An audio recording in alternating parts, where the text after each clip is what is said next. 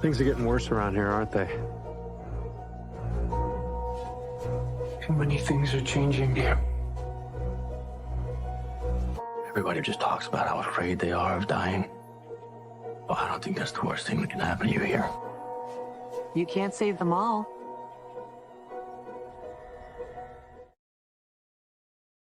Welcome, everyone. Welcome to Horror with Nadia. I am so happy for you to be here with me today. Today, I have an amazing panel. We're going to be discussing From Season 3, Episode 1.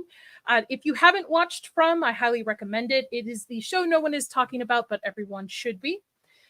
Before we get into that, please hit that like button, subscribe to the channel. I am so close to hitting my goal of 500 subs by Halloween, so every little bit helps. So on that note, I'm going to bring in the panel. So we have, I realize you can't see him, Chris, Nick, Hello. and Zax. All right. What's up? Hello, guys. How's it going? Hola. Good. Ahoy, hoy. Good.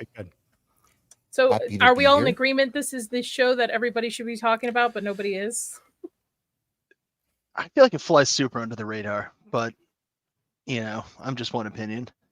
Yeah, it's definitely underrated and under talked about. I think this show and maybe Fargo is another show that doesn't get enough sort of recognition for current shows that are still ongoing that people don't know about but have Prime subscriptions to. So Yeah. I tried promoting the show pretty as hard as I possibly could during season 1, and then season 2 came out. And I'm like, well, maybe I don't want to promote the show so much anymore.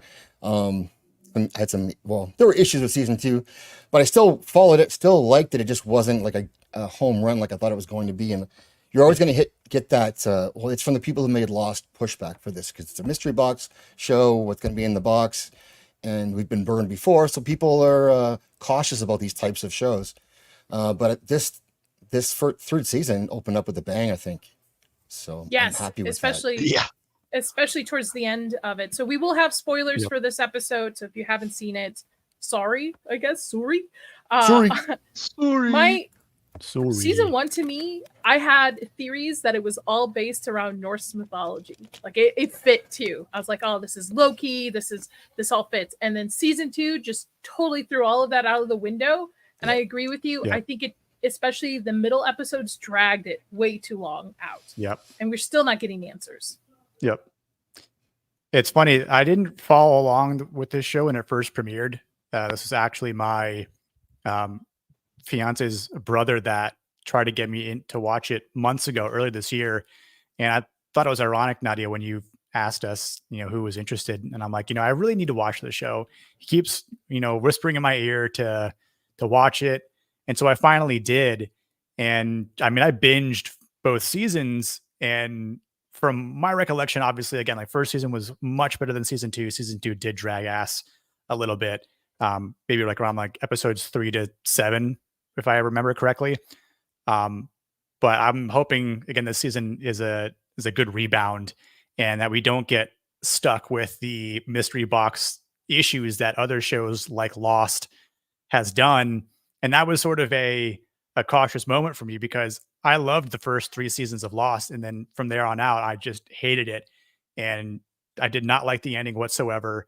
And I really hope this doesn't have the same effect, because it's from the same creators of Lost, right? So please don't give us this false hope and this, they're all dead from the get-go. They were, dead in a car crash, and they all just kind of like meet in this purgatory-esque space that ends up, turning out to be, false. So we'll see. I'm holding my breath and not holding my breath at the same time. Now, I do have a question for the panel, but before we get into it, I just want to say hi to the chat, and then we'll get into the episode. So let's start from the top. Sassy is here, Miss Sassy Pants, as I call her. Hello, Sassy.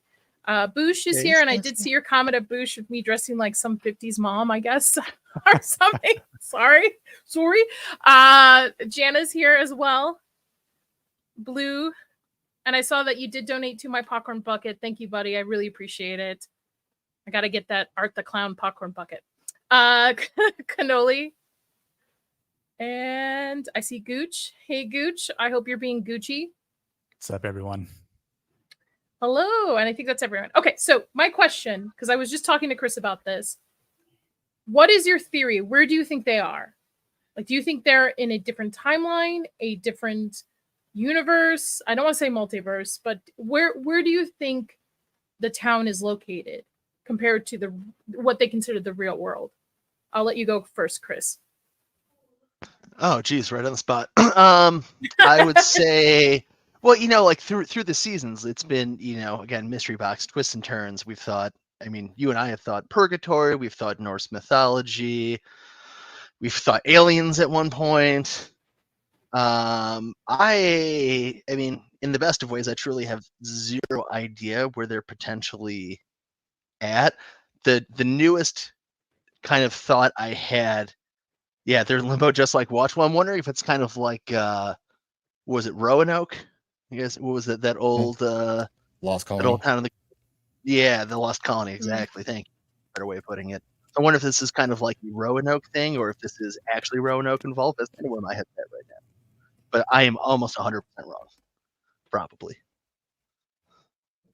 I don't think it's purgatory, and I don't think it's limbo like Lost. I don't think they would do the same thing. Maybe. We'll see. Nick, what about you?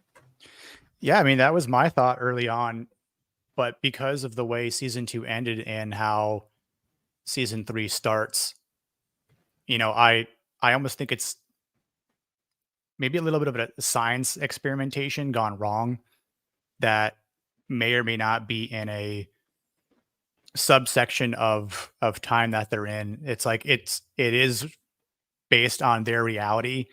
Because what I can't think of her name off the top of my head. When she makes the mom makes a phone call, Tabitha, yeah, when she makes a phone call to her mom, and her mom's like, "Where have you been? We've been looking for you." And then, the fact that she talks to the two girls to get their phone, it's like she understands what she's doing with modern technology still.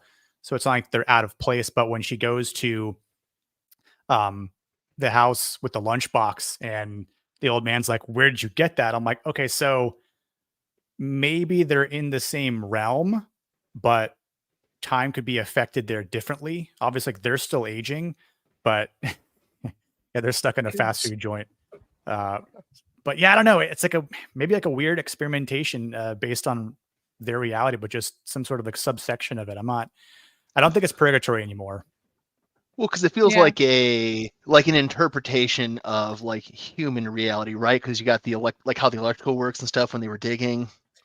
Yeah, and it's like where the wires go, and then when the radio works for a split second, and he says the voice says, "Your wife shouldn't be digging that hole," and I'm like, who would say that? Like, how would you know that as well? Like, there aren't any cameras or visible cameras that we know. So that's where the Norse mythology kind of fit into it. Yeah. Like, are these gods being Loki being trickery? Like many things, but I'm with season 3. I'm starting to feel it's not that, or 2. So I think that they Go ahead, probably Dex. they're on Fire Island, because that festival was supposed to be a series of festivals year after year. But what happened was it was a disaster, and so there's all this money sunk into this island, and instead of, they can't have concerts anymore, so they put all these people on there to keep it, active and busy, and it's like the vacation nobody asked for. I think that's what's happening. It's Fire Island.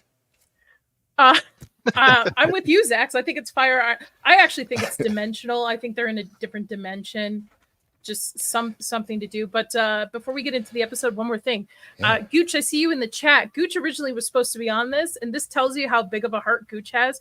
Gooch will say yes to almost everything, and then didn't realize he was saying yes to this show because he does not like this show. So I was like, don't worry about it, man. You don't have to be on it. So everybody's allowed to be wrong, even Gooch. Yeah.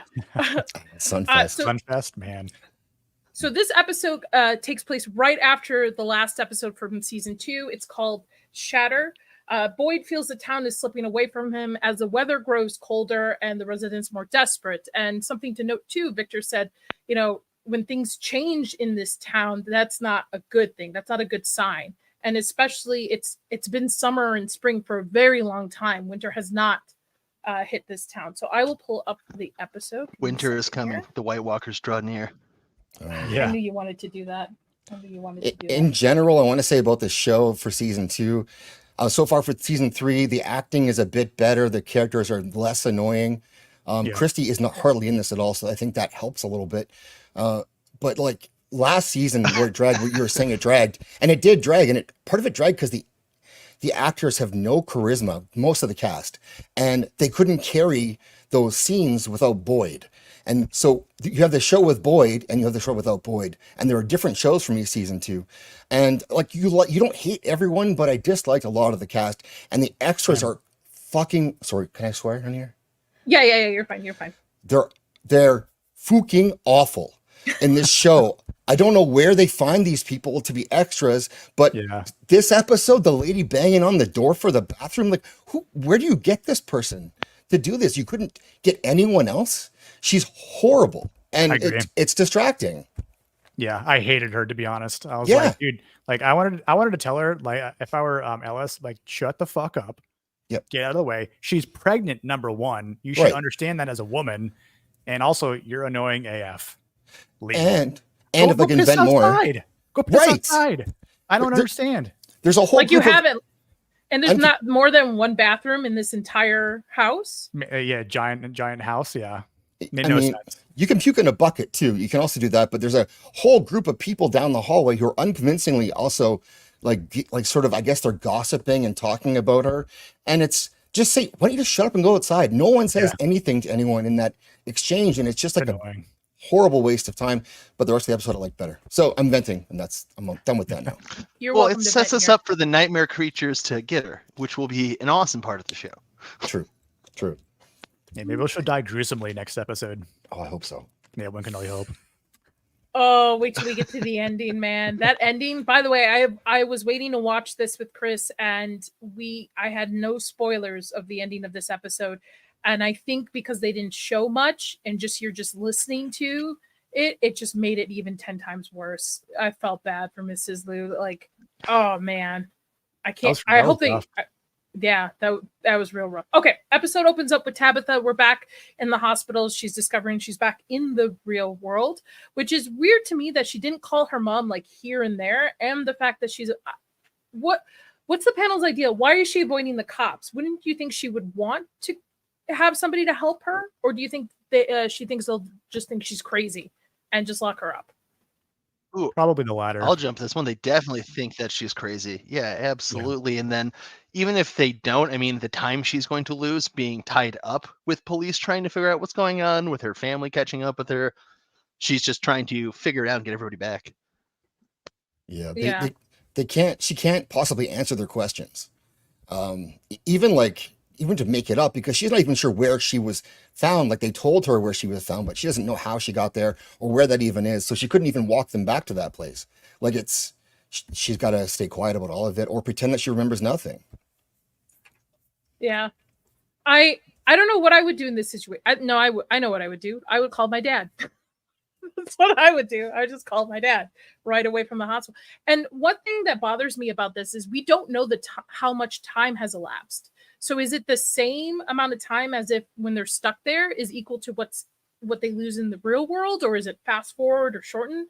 Has it been months, years that she hasn't been in contact? Like, I wish they would at least given a little bit more to that detail. Yeah, just like a 3 months later sort of thing. I know they state that they found, like, the hikers found her on a trail, which to me that was very interesting because every time they go out in the woods, they seem forever lost. And especially in this episode, who was it? It was Jim and Kenny. They go out, right? And they're listening to what Boyd said to go for directions, and they're somewhere completely different. And so my thought was, is it different for every person that goes off into the forest or the woods? And how is it that Tabitha was able to be found on a trail when it doesn't seem like there are any trails to begin with? And to me, it seemed like that lighthouse was maybe on the edge of some sort of border between, I don't know, dimensions. Yeah, who knows? It's so tough to say, I think, because I don't want to get too thrown off as to what is actually like truth. Oh, put your tinfoil hat on, Nick. It's okay. We got this. Do it. Yeah, it's tough to say. Like, I mean, again, I don't want the show to be into the multi-dimension or like Marvel limbo type realm, but it could I mean, it very well could be. So, I mean, how do you explain the monsters, right? And the people. And I always thought it was kind of interesting how they just walk. They're not like zombies or, other known fictitious monsters that will run after people. Like they don't have to do that. It's almost like people's own fear get in their way. And that's enough for these creatures that walk can get to them, by human error. And I think that's something we might see with Jim and Kenny in the forest as they go along. But okay, so 3 days later. I like it. The good catch. Is that enough? I mean, By the way, so you don't like 3 those days don't fermented have to be equal bean? in both places. Isn't that Not your Yeah. avatar? The fermented bean dish from Japan that people or Asians eat, Yeah, so it looks like. right? Yeah, I think it's called natto. that's a good catch. Natto. Oh. That's a doctor said she found 3 days. Okay, so time must work the same. yeah. So I mean, I guess that would make sense, and maybe it's just cursed. Maybe it's just cursed. That's it. Again, the Yeah. science experiment gone wrong, and this is the only out of bounds place that it's being monitored, but not a lot of people go there aside from crazy hikers, I guess, that found her. Well, it must be Also- it must be a portal of some kind, you'd think, because Yeah. it's like she didn't have injuries falling from a height, so she didn't fall out of a lighthouse and then get found. Right. by They didn't hikers, say, yeah, that there was like anything nearby, right? They just said they Yeah. found her in the woods, which to me indicates that the lighthouse was just a portal of some sort. But yeah, or in her totally. mind. I don't know. I guess I have a question too for everyone. Why is it that the boy pushed her out to begin with? He apologizes to her and he says, like, I believe he says this is the only way. Only way. So for I think what? that's a lot. That's a stem of an issue of season 2, where the boy in white has been around for a while, and there hasn't been given more details about him. I'm not looking for full. I mean, I would love to know exactly what he is, but I can't tell if he is doing for his own good or for the good of the people there. Like you can't tell his motive. And then when she shows up here, she's hallucinating and seeing him. But is it her hallucinating, or is this residue that's carried over with her as she's come back into the real world? Right. So that's my thing. I think the reason she got pushed out, I'm hoping we'll get a reason why this season. If not, so I will be throwing something at our TV. Yeah. The push part I get, because like she may not be convinced to jump out a window. If that's really the only way to go through, but that doesn't explain why that would work. Like why does that transport you back to the real world? I don't know. Maybe it has something to do with Well, the lighthouses location. show you the boundaries, right? The boundaries of like the coast. Mm-hmm. So maybe it's the boundary of the realm. Oh, Could be. Yeah, that would work. And we come back to Norse mythology. No, I'm kidding. I'm telling you, Chris and I. So when we were looking for something to watch one night, and I was like, "This sounds interesting. Let's put it on." Season 1, and and it wasn't MGM at the time; it was Epix, and we binged the whole season for it. Mhm. And we're both like, "This has got to be Norse mythology, man. It fits. Loki the trickster. We've got elements of Thor here, different other gods." And then season 2 just was like, no, we're just gonna make it about nothing in the forest and not give you anything to go by. But Jamma, it is on Amazon Prime on the MGM app. You can watch it there. I believe the first 2 seasons of it is like free on the Amazon Prime sub. All right, so Tabitha basically sees the boy in white, follows, mistakes another boy for it, and then we get the opening credits. Which there's a couple changes in it, I believe, that Chris was pointing out. If I can find it. I think the biggest problem with the show really is There's Gemma definitely was some asking. new, some of the classic scenes were in there, but Yeah. Gemma was asking about where it is, and I think that's the biggest part. 100%. Where do you find it? Yeah. How do you watch it? How do you watch this thing? MGM Plus? Come on. You could, you can watch it on Prime if you don't have MGM. Like when I went to go watch season 3 or the premiere of season 3, I went to Prime Video and I saw that you needed a MGM subscription. I'm like, oh, I don't have that. Yeah. So I found another means to an end, which, Yeah. you know, there are ways. DM me for more. You can combine MGM with AMC Plus together on Amazon Prime. So that's what I have it for with Shatter. By the way, Chris, we have MGM and AMC. By the way, now. So we're opening. Go ahead. It's attached to my account. I got the emails. So past the credits. Oh, no, that was welcome it. I was back. just making a joke, but I will say we are opening here, and it was painful watching Boyd. Oh, tie this thing up not properly. Is that what you mean? Yeah. Okay, you're gone. Okay. Yeah, I think I'm having a little bit of lag on my end. So Boyd got shot the last episode. Pretty hard too. He got beat up. Yeah, there's a delay with Chris. Okay. And by the way, I completely forgot that the priest was dead. It took me a second to be like, wait a minute, you're dead. And Boyd brings up a good point in this scene where he's like, I saw my wife and she, she's part of this evil entity that's in the forest. So then what does that make you? What is your purpose being here? And couldn't answer that. And I like the fact that they brought this actor back as this priest because I think he is one of the stronger actors is from season 1. To me, Boyd is the one that carries the show. Harold carries the show entirely on his back and makes it more interesting, especially towards the end of this episode. But yes, Boosh, the priest is back, but he's a ghost. Reincarnation demon. He's not a demon. He doesn't turn into one of those what they call them nightmare creatures. But he gives a Boyd advice throughout this. He was one of the better parts of season 1 at Father Cotry, and he's played by a Canadian stand-up comedian, Sean Majumber. So believe it or not, yeah, he's a stand-up guy. He's not an actor, but he's great in this. They have good chemistry, and thank God they brought him back because he was missing for season 2, and there was nobody who could play off Boyd like he does. And I think they're fantastic together. And Kenny is so annoying. So I'm glad that there's less Kenny, more Father Cotry.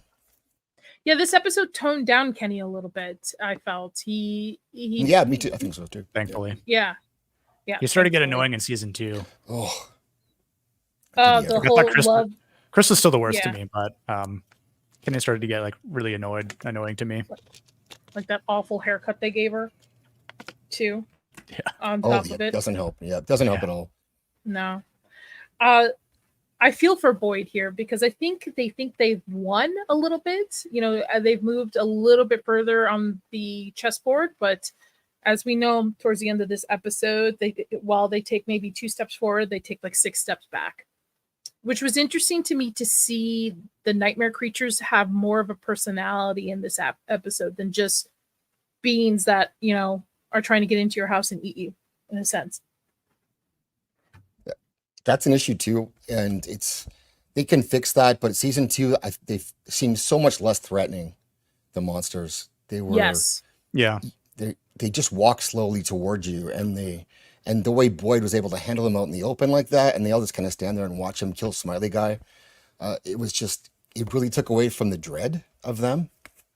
But remember, he has that worm or infection in his blood that kills them. So maybe they can smell it on him. Maybe they know. It seems, especially towards the end of this episode, it seems that they're connected to whatever being or things are manipulating these people. So they know exactly what's going on with Boyd. So they could have known, hey, we're not going to touch this guy because we're going to die too. Or I mean, there's reason. It's a bad visual. Yes. Because they were very intimidating and very present in season 1, where you could feel the tension and the anxiety as the sun would go down, as everybody was trying to get in. And season 2, I think, lost a little bit of that. Yep, it did. Oh, poor Mrs. Liu. Oh no. And I think she actually is a very interesting character in this series. She's very well, she's a side character, she's very well rounded and very grounded. I mean, she lost her husband. She's, she wants the best for her son. She wants the best for the town. She's trying to help as best as she can. And especially since she doesn't speak English like fluently. So she's trying to translate or trying to understand people the best of her ability. And I think she's a very well-rounded character. I just don't think she's a strong character in the series. I agree. I can stand behind that. It's tough because of the language stuff. Yeah. But yeah, I think she's a good character. She's one of the better actors, I think, although like she struggles a bit in this episode, I think a little bit, but otherwise when they're trying to get into her place and she's like, no, please don't take my stuff. That was not her best scene ever. But yeah, I like her as a character still, and it's a dark fate. And one thing they did this episode, which I want to get into a little bit, is they're actually communicating with each other, and they're not every problem is because there's no communication. They actually gather up and talk about what they're going to do about these problems, which is something that was also missing. And I think that's a great sign going forward. That's a good point, Zach. This was a big problem with season 2. Yep. Just communicate with each other. And by that could have solved a lot of things and prevented a lot of the deaths that happened in season 2. Yep. Yeah. And then everybody's favorite, Jim. What do we all think of Jim? Jim didn't bother me as much as other characters did, especially in season 2. He obviously had his faults, both maybe with some acting points, but also with, I think, just the way his character was written. Especially there were some moments with his kids, with his wife, with Jade, that kind of just annoyed me.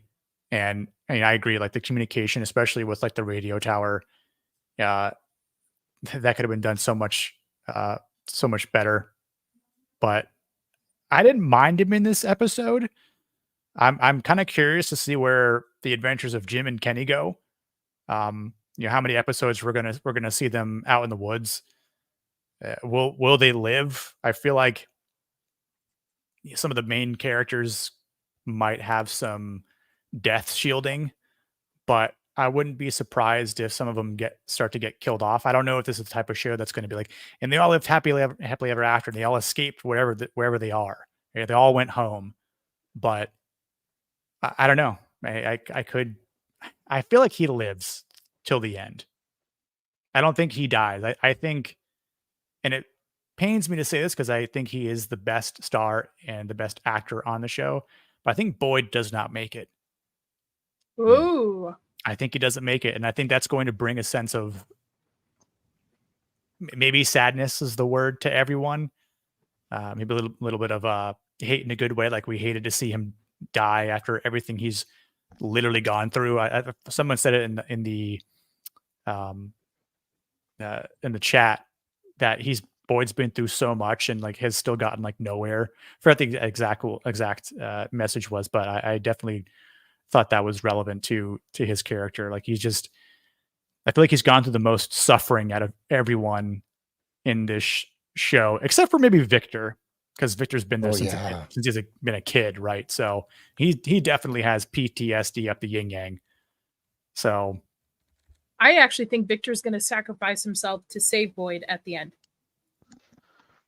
Okay. Oh, really? Okay. Because I think go ahead, Chris. Go ahead. Nope, delay. Go ahead. I think while Boyd's death would be impactful, I think it coming out of left field, Victor's would be a little bit more emotional impact of a death, because Boyd at the end of the day is the hero of this series. So he has to make it to the end. I also think Jim might go, mostly because I think Jim will go when Tabitha comes back, when they reunite, and then Jim's gone, because I think Jim's made a lot of stupid mistakes, and I don't think I think he's more invested in finding out what's going on in the town versus protecting his family, just by like an inch. Like there's something going on there, especially with the last season. But I really think Victor will sacrifice himself. And honestly, it's an easy right too, because everybody else has somebody to go home to, right? Most of these characters are within the last year or so that have stumbled across this town. Victor has been there literally since he was a boy. Yeah. So I think sacrificing him makes the most sense for everybody to get home. But who knows? Also, what's with the weird puppet? The little the ghost bumps. Oh, that's right. Do you know what I'm talking about? The little like what are they called? They're not puppets. They're Mannequin, like a ventriloquist doll. yeah. Oh, What is right. with that? I don't know. Caleb breaks wind. Bush is killing me. In the chat. It's just my theory.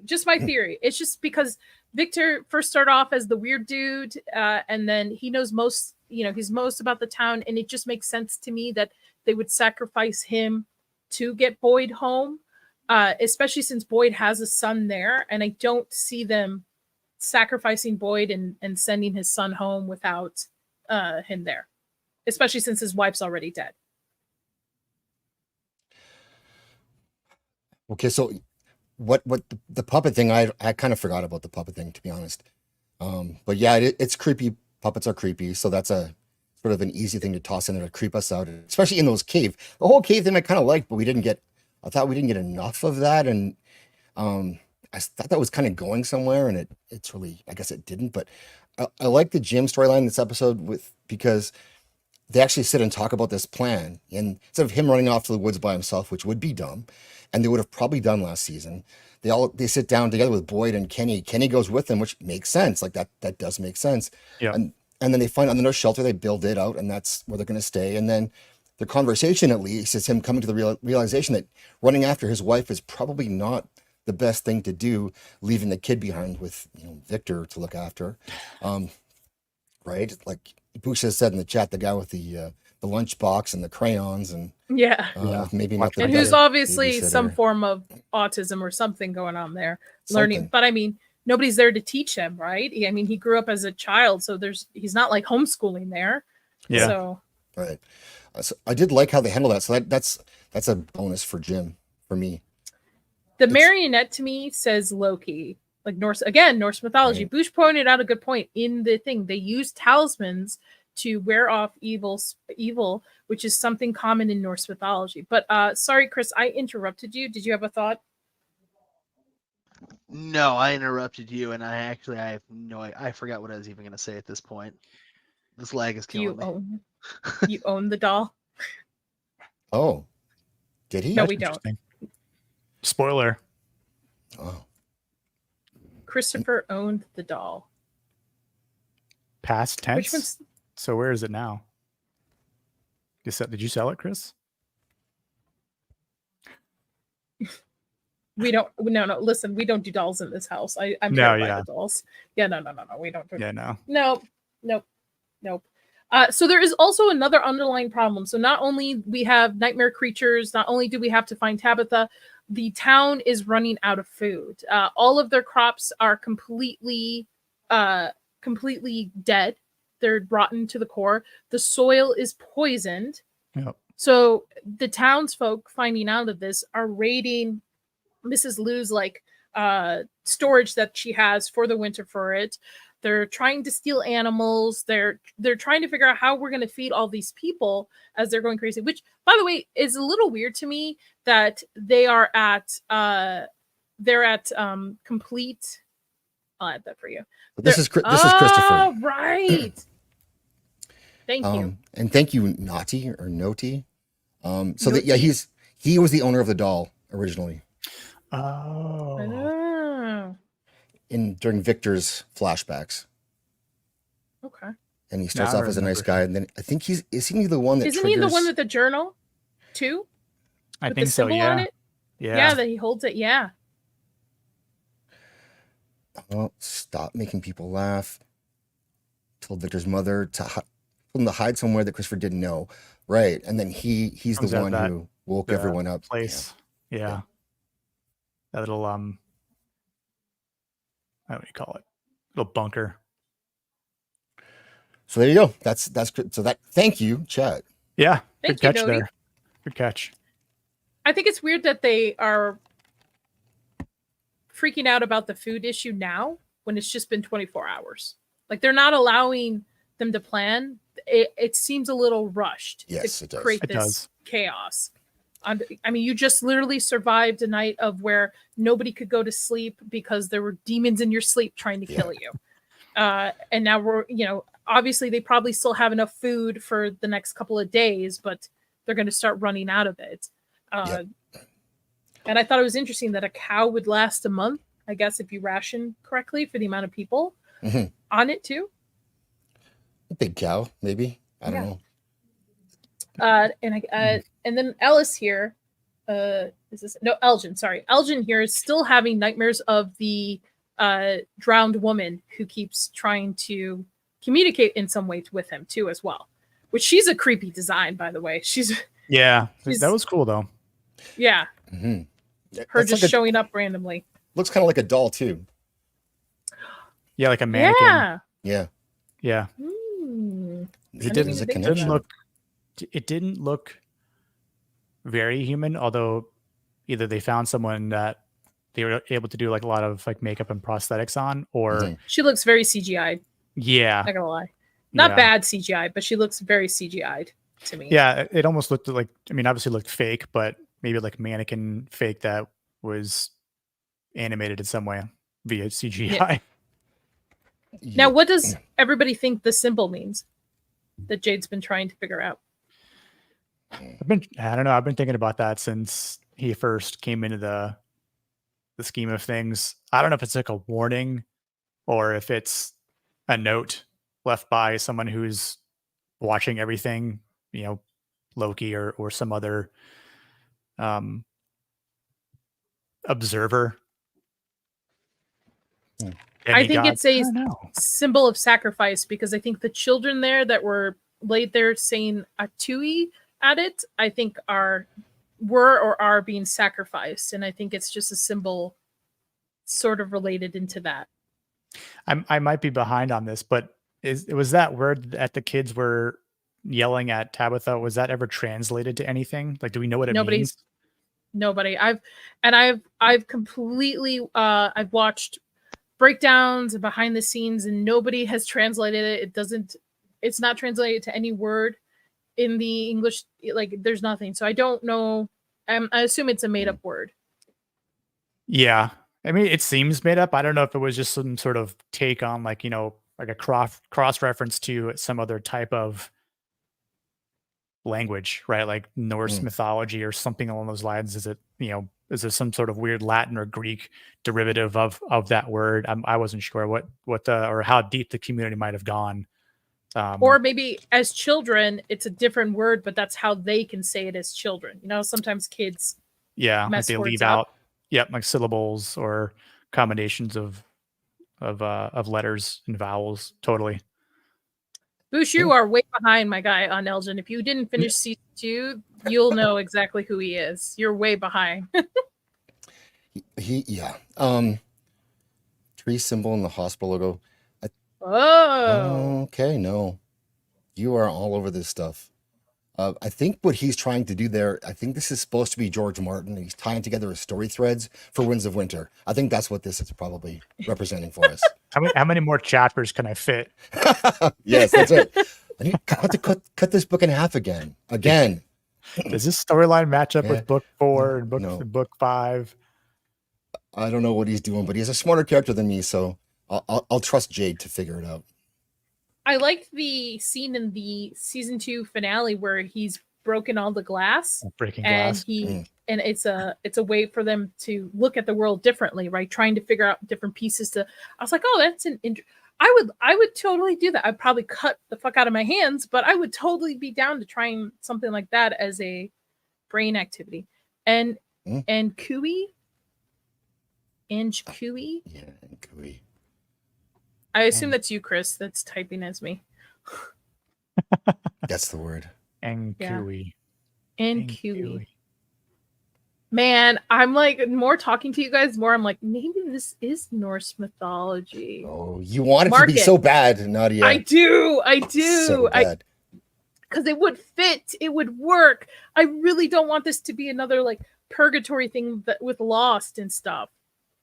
Try an anagram. So there's a character in this episode who is sort of a lost son trying to be redeemed, who's holding a goat. Could it be Thor? Thor. No. No. No. I thought you were serious for a second. No, not at all. No, almost never. Almost never serious. Same theories say we're dealing with the Fae. I agree. I've seen The Watchers. Yes. Great first and second act. Third act kind of threw it out the window. But yes, I think this might be fairy tale like. Or the reason why I say dimensions is because, okay, I'm going to put my tinfoil hat on it. A theory about Bigfoot is that he travels through different dimensions and has access to caves. And I think that's kind of that's why I kind of went with the dimension theory, because we're not only in the town, there's also these caves that are unexplored where all these creatures come out of. So I'm like, okay, maybe it's a dimensional thing. But I really think, especially with the mannequin or matinee puppet, that to me gives like very like trickster demon kind of like Loki vibes. I don't know. I'm all over the place. Marinette, thank you. I should watch Twilight of the Gods. I'm actually going to check it out. I just haven't had time yet. All right. So Tabitha calls her mom, and again, I wish this was a little bit more. I guess it's been just 3 days, but this was a tearful scene. This actually teared me up a little bit. I can't imagine your kid's been gone for so long and then calls, and then you can't even reach her. Then she won't even tell you where she is at this time either. I think this was the episode. This is where I kind of thought about time the most, like how the time had passed, because, well, it's obviously like an iPhone, so it's close to current day, and she knew how to use it. So it's like that technologically, they're kind of at least similar to our time or this time. How long do you think they've been gone? I think it's been about a year, I would say. I have no idea, honestly. For all of them, or just her family? I would say just for Tabitha's family, because I think that's where we can structure it from, because the opening, episode 1 is, they're the anchor of the episode following them into this. Yeah. Like Boyd has been gone way longer than they have. Yeah, I think Jim and Tabitha and the kids have been gone for a year, and I definitely think it's probably maybe about 1.5 or 2 years for like Boyd and Donna and all them. Boosh. It's a good episode. Will you please finish season 2, catch up on season 3? You're welcome to join us next Friday. I even told Gooch, I was like, if you don't even like this show, just come on, man. Have opposing views. We want to talk about it. Let's go. So that's your homework, Boosh, for it. Good question, though, sort of, really. Like, what would you tell your mom or dad, Nadia? What would you say? If I was in the same situation where I had a family back, like a husband and kids in the other. Yeah. Honestly, I probably would tell her where I'm at, but I don't think I would tell her where I'm at. I'm going to be honest with myself. I probably would. Yeah. And I probably would involve the cops too, because there has to be some kind of trail that leads to this, that she might not be the only person that's ever made it back. Right. I mean, I would definitely go to the cops too, just because at least give them some sort of inclination that there are missing people, and maybe not from where they're at in particular, but at least allows them to go into like a database, check out other, towns, other cities, other states to see anything that might be like a cross-reference match. But I think it's not a bad idea. And I'm kind of curious if she will still go to the police.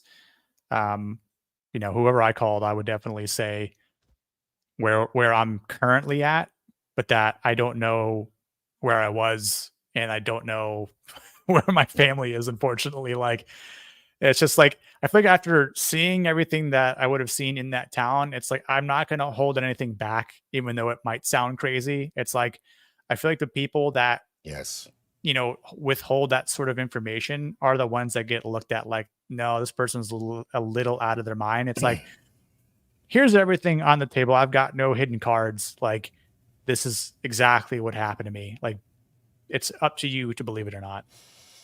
The problem is like, and Mr. Tech Rat calls it out, is what guaranteed to happen is if my family has been missing for a year, I have as well.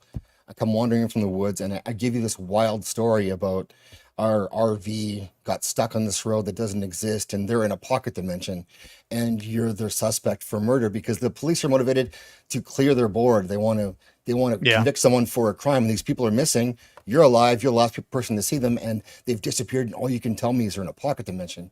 Well, like you're getting arrested right then for sure, and then you're probably going to be convicted because, like, unless they come back, you are screwed. I would say don't talk to cops right away. I like Well, what she's innocent doing, until actually. proven guilty, though, right? Like if they can't find the bodies, then how would you know that that she killed them, or anyone for that matter? There's lots of convictions for people who don't when there's no bodies found. She should probably go find a good attorney. She should find a good lawyer first. Yeah, that's Yeah. a good idea. Yeah, And do that get her part. oil changed because the car That's might so not goose. start now. I But mean, could they? your search is Oh, over sorry. at that point, though. Like once you've told the cops whether or not you serve a life sentence or not, you right now your time that you have that you don't know how much of it you're going to have is kind of over. You can't go do what she's doing now. She's going to find the Victor's, is that his dad or brother? Do we know? Father. That's his dad. Okay. Melvin makes a good point. If she told them the names of the other people in town, then they could check to see if they're real people or all in her head. That's a good point. Yeah. I But also those people thought, are like, also missing. if she tells them where they went missing, would we then get the cops to come into town? Or maybe Because there's an Go- EMT.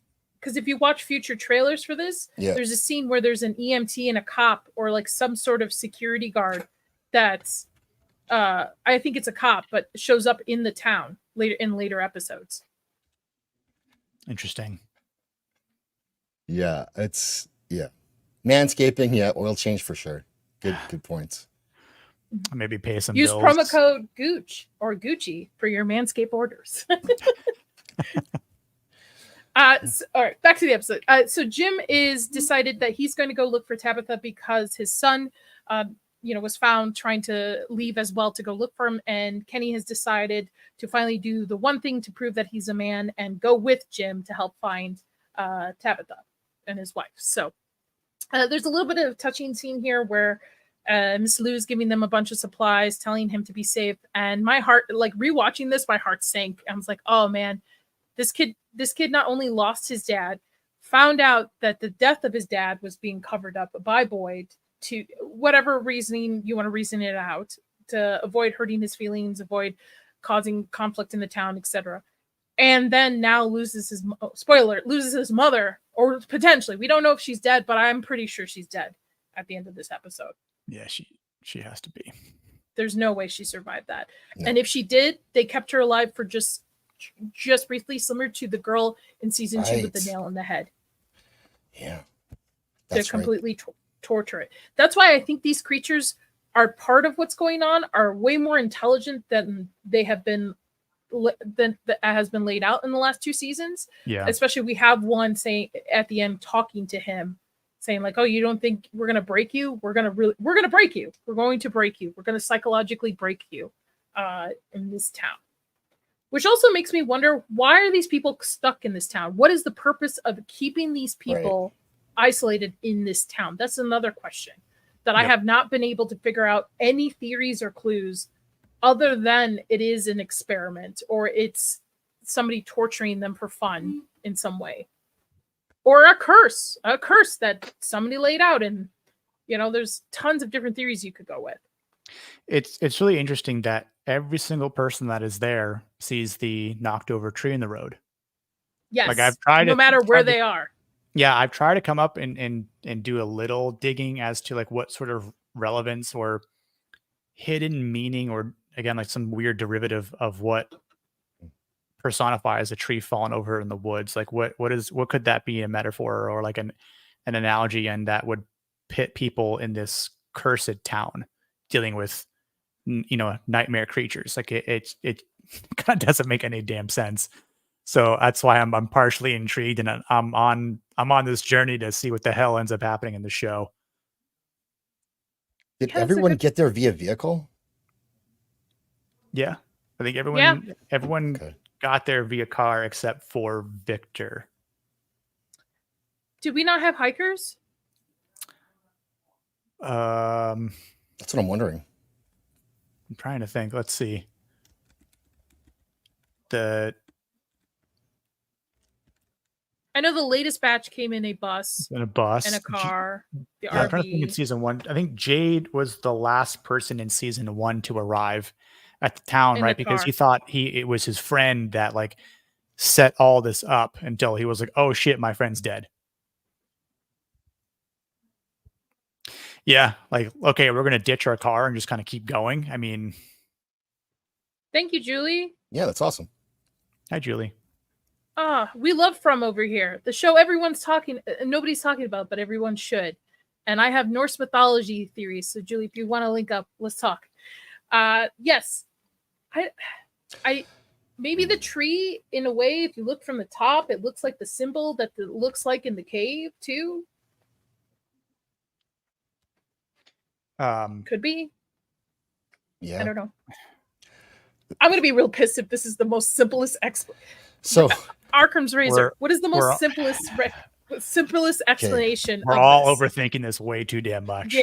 yeah. Like we're giving these writers way too much credit on this.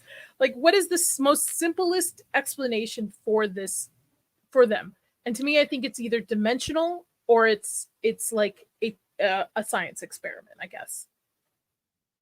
Or they all had car accidents and died. Yeah, that's what I Oh, was you saying. think they're gonna Like, pull a lost? But that- But she's God, back I- in the real world, I know. well, they and she went back, meets Victor's father.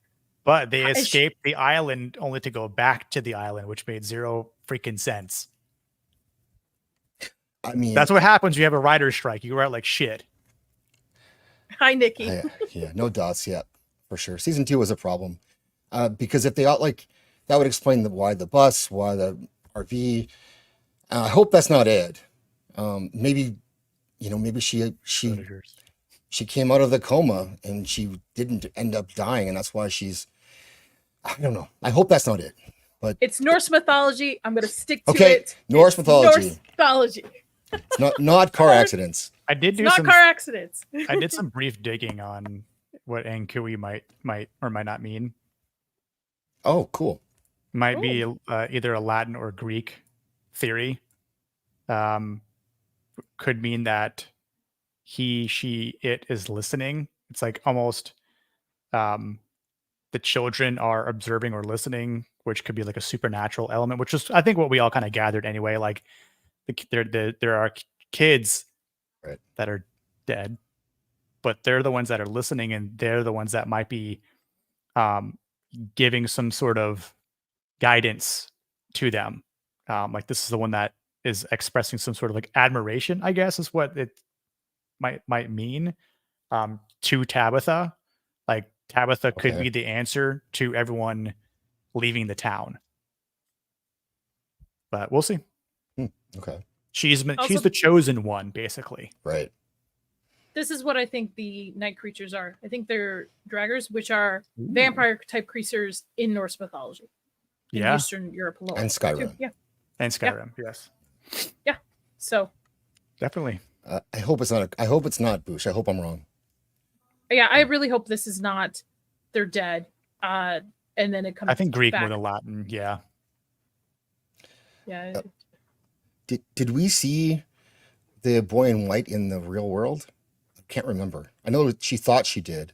She thought she did, but she didn't. Right. When she went to grab the boy, it was a different boy. So we don't know if it's I don't know if it's a hallucination just carried over Right. from being in the town or it's just something else. Awesome. I will reach out. All right. Cool. So crops are dead. Soil's poison. I do like Mrs. Liu's idea of like, let's plant crops in different areas Yes. to see Yeah. where is that is very clever. That Smart. is like one of the smartest things that's been written here.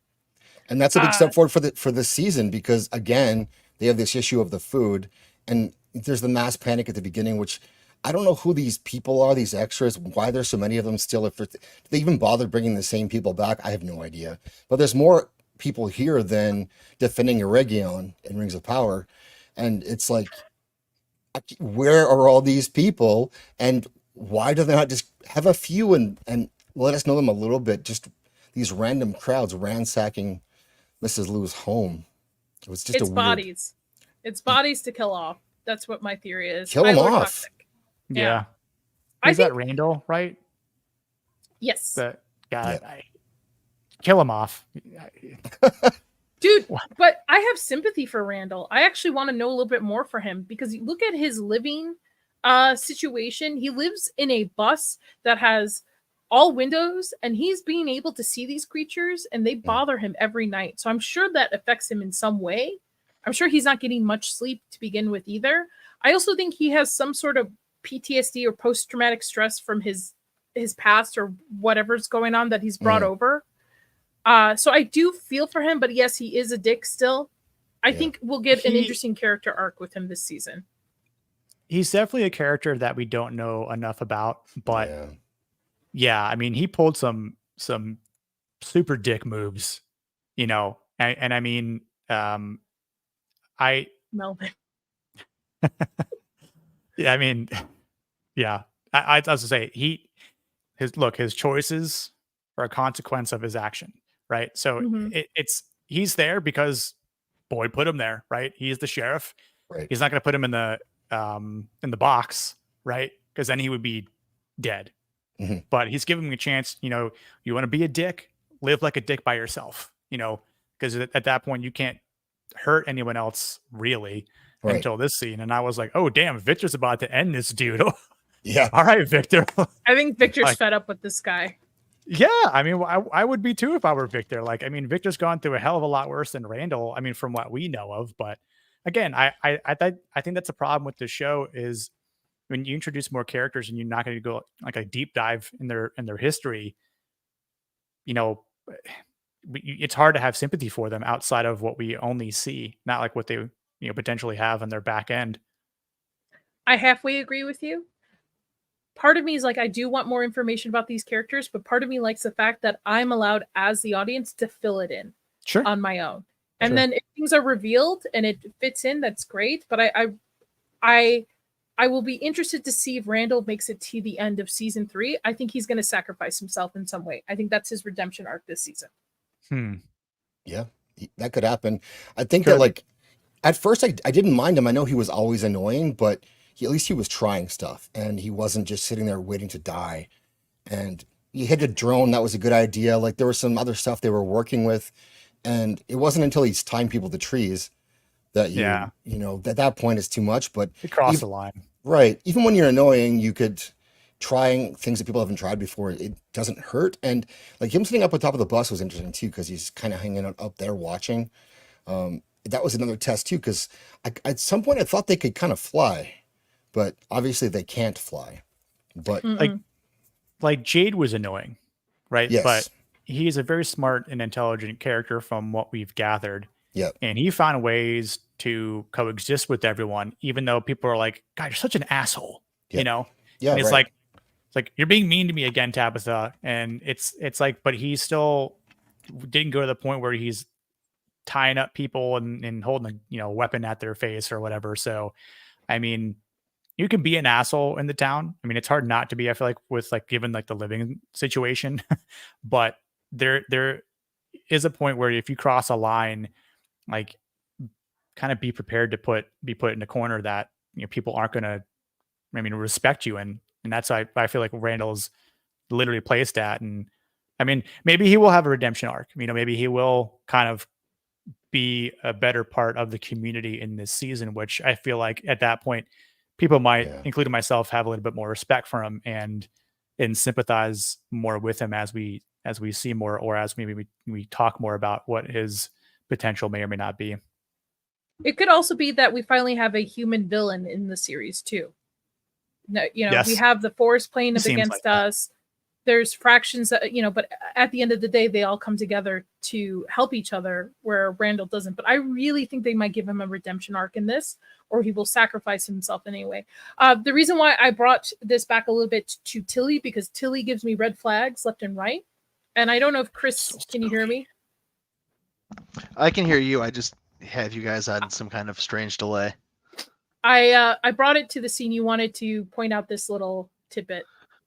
Oh yeah, this was like my one huge takeaway from this episode, I think, because I feel like Tilly's more than she appears, and with her name's escaped me. The one woman being pregnant, the one in the bathroom. Fatima? Fatima. Yes, thank you Yeah. so much. Like, you will notice that Fatima's gonna have a girl, because you'll notice Tilly is knitting in pink. That's my theory. I think she knows more than she's letting out, and I think that's like, I'm taking that as a sign. Interesting. Yeah, Tilly's a weird one. Even in season 2, there were just some red flags with me on this, with her. For sure. She seems like she's think- in on it, whatever it is, on some level. She does. Even as just an observer, like she shows up with the morphine. Here, have my morphine. It's just, there's stuff that she's doing that does, and she seems to know things before she should. But that's my thought. No, I agree with you. I think she's a mole or a placement. Yeah. Whether it's for the quote unquote, maybe another theory I had is that the town is centered between two different types of supernatural fractions going at each other, where we have good versus evil. And maybe Tilly is a mole for the good guys. Who knows? Maybe there's rules that they can't intervene on things for this quote unquote experiment. There's, put your little tinfoil hat on, folks. There's tons of theories we could play out on this, which I love about this series, because it makes you think. It doesn't lay it all out for you. It allows you to have water cooler conversations. Julie B. Nick, if you want to, you want to give this information, you put in the private chat. Go for it, man. Yeah. So I'll read what I just posted. One possibility is a connection to Anku, a figure from Celtic and Breton mythology who is sometimes linked to death and guiding souls to the afterlife. While Anku is not strictly Norse, the idea of a death-related figure is central to many mythologies, including Norse.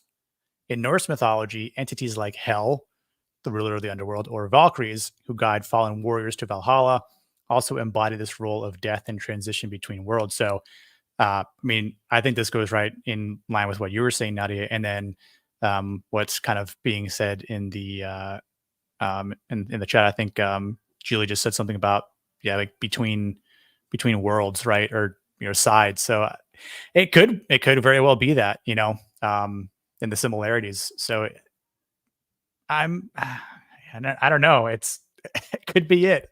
I don't tip my tinfoil hat, but it could be a big relation. You, it's Norse mythology. And you I'm going to be wrong. Bad. I want it so badly to be Norse mythology. I also, because I get a lot of it, I get like Fae and Norse and Celtic, especially with the statues in this episode that Jim and Kenny come across when they come across the town, which tells me either one, there was a settlement that happened here that maybe went crazy, or maybe this is part of their religion. We don't know how old these things are either. Are these warning? I also thought at night when they hear something moving around, could it be these things? Yeah, that was really weird in season 2, because it was the only time when it happened, when they were in the tent. And it just seems so out of the ordinary from everything that we've seen up to that point. It's like, the tent is not rip proof.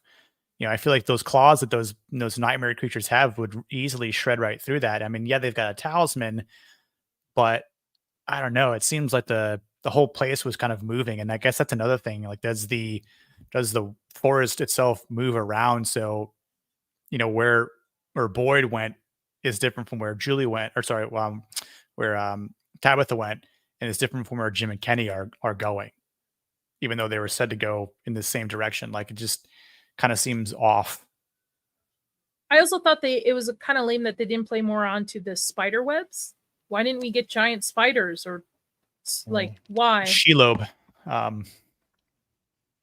is in this as well. I don't know if you knew that. What is Shelob? Maybe this is a crossover after all. Yeah, it's a crossover. Now Shelob's from Tolkien. From Lord of the Rings. There's a lot of stuff with this show that they've kind of just dropped. So I wonder what will get picked back up. Things like the bile. They were testing the bile and can they put it in bullets? And they tried that. It didn't really work, but we don't really know why. There's stuff that they haven't really fully tested out yet too. Like, I really want to know about the talismans, because like it's kind of, isn't it sus that he finds a bunch of talismans that just so happen to keep them out of your house if you have it in the right spot? I mean, and you know to do that with them. It seems like that someone is pushing a story forward for you or for the people who live there, and they should be looking for why were they there? Investigate the talismans themselves. Why do they work? Do they work?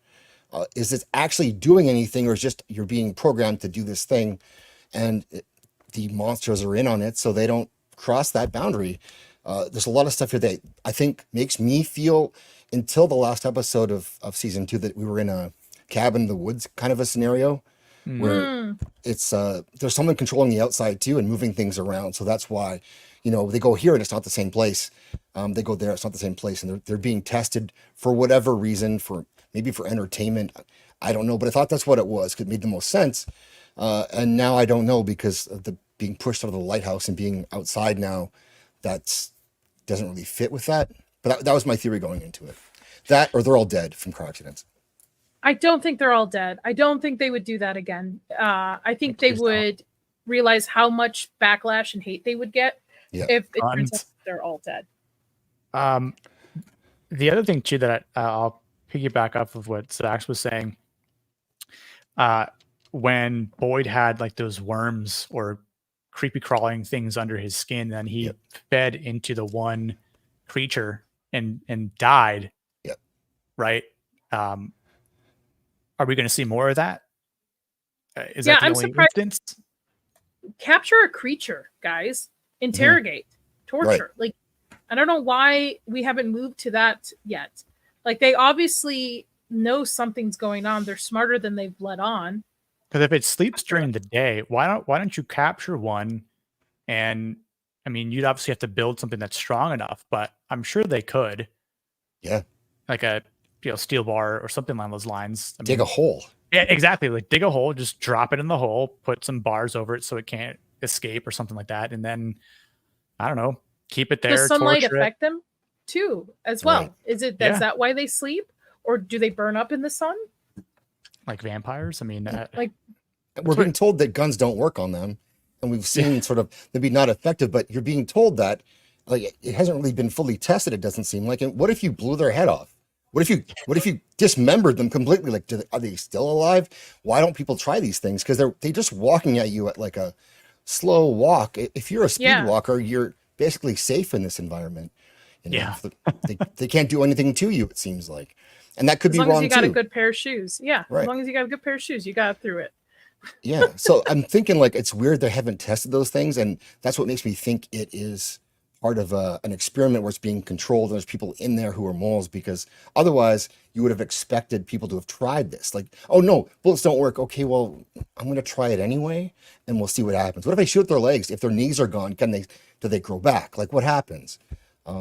Because when we saw them get shot, it just was like all center of mass shots with the bile bullets that we don't even know how effective those were supposed to be. Yeah. Right. So anyway, if Tilly's a mole, who's the other mole? And are the moles the father and the bartender who comes back, even though they're both dead? I don't think so.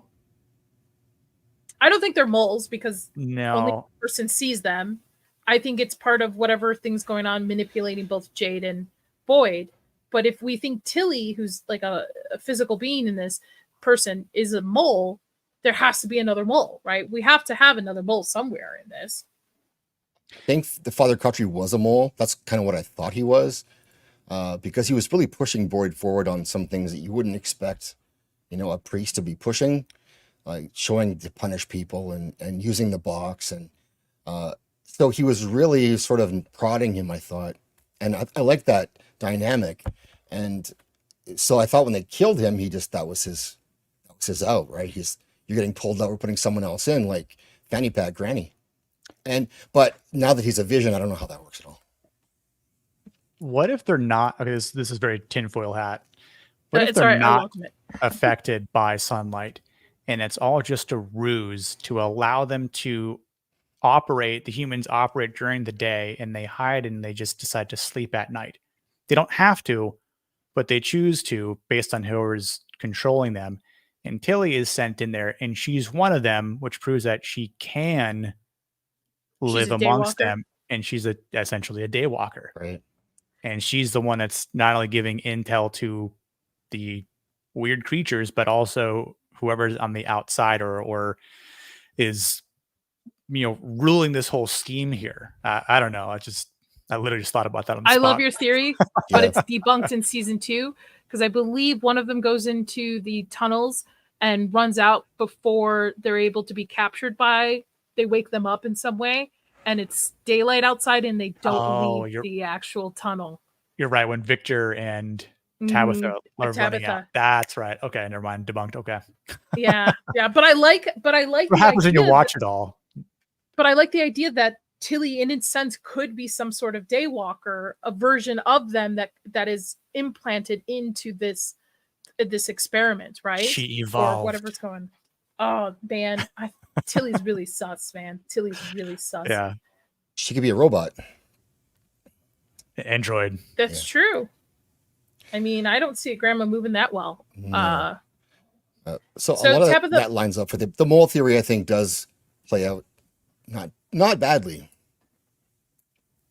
Right. No, I really think she's like, to me, there's too much focus on her in weird settings, and her dialogue throws me off sometimes. Not in a bad way. Like, I think it's well-written dialogue. Just something. She's not a sweet old lady. There's something going on there. So, and with Chris pointing out the fact that she's knitting for Fatima and she thinks it's going to be a girl, and I bet it'll be announced it's a girl, that I think honestly it might have to do with something with Fatima being pregnant too. Like Tilly's there for some reason. Yeah. Yep. So back in the real world, Tabitha is trying to make sense of everything. I think Ghost Cat, she's a part of the evil entity. Boyd and pointed out Ponchus at him and said, "Keep your Sarah." Okay. I think he's Tilly being used a little bit. Yeah. That movie, a lot of people don't watch Legion. That movie's pretty good. Have you ever seen Legion? The show?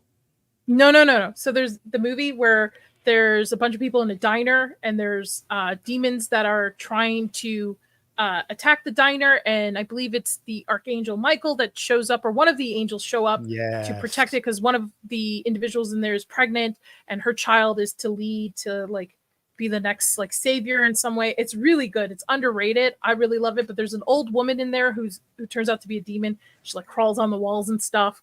It's really Paul good. Bettany's in it. Yeah. Yes. Yeah. Yeah, that was a good one. Yeah. Back in 2010. I remember that movie.